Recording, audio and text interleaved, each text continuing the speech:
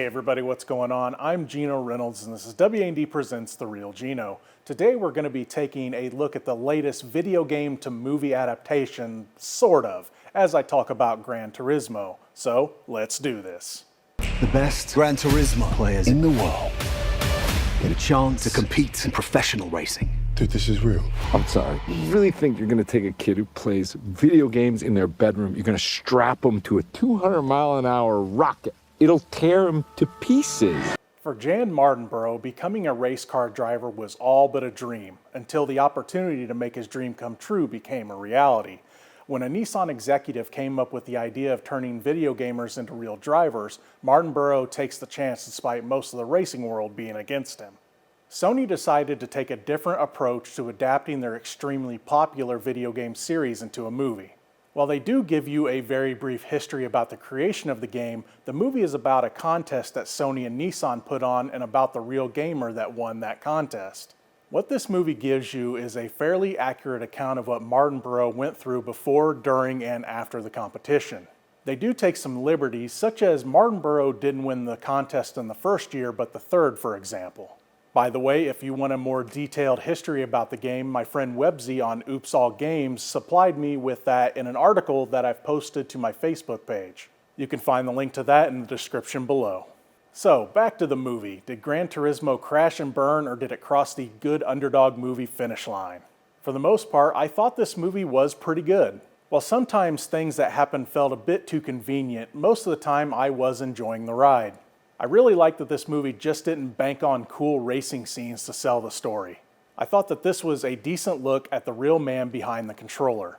Again, while this movie takes a lot of liberties with some of the hows, the whens, and the whos, I still thought that the story itself was true enough to be interesting.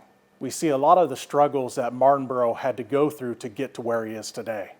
Not only did it change some of the true story around, but some of the real people involved as well. First, Jack Salter wasn't real, but was based on a real person, but the internet can't decide who. From what I've gathered, he is a mix of both Gavin Go, who was a sports hypnosis practitioner, and Johnny Herbert, who is a former racer and mentor for the program. Whoever he's based on, David Harbour is great in this and is my favorite part of the movie. Danny Moore isn't a real person either. This Orlando Bloom played character is based on the real founder of the GT Academy, Danny Moore, though. While I did say that this movie didn't rely on cool special effects to sell the movie, that's not saying that they weren't cool. First, I have to mention that the real Martinborough was the stunt driver for his movie counterpart, so I thought that was pretty cool. While a lot of the time the racing just felt like, well, racing, at times they would add video game type effects to the screen, showing the viewer things such as what place our main character was in the race and other similar stuff. I also really liked when Martinborough would get in the zone, so to speak. He would see himself racing in the game while racing in real life. So, as an underdog story, for the most part, Gran Turismo crossed the finish line in style. There's not much more to say, probably because Sony likes to hit that copyright button a little too quickly on these videos.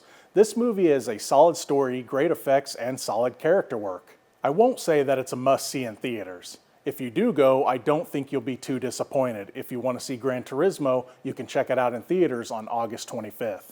Make sure to follow me at WANDTV.com as well as subscribe to my YouTube channel, The Real Geno. You can also follow me on Facebook, Instagram, and Twitter, also at The Real Geno. That's going to be it for this edition of WAND Presents The Real Geno. As always, I'm your host, The Real Geno, Geno Reynolds. Till next time. I also really liked when Martinborough would get in the zone, so to speak. He would see himself racing in the game while racing in real life. Would you call that the auto zone? Yeah, get in the zone, auto zone, yeah. I don't know, I didn't see their logo on any of the cars, but I'm sure it was probably there.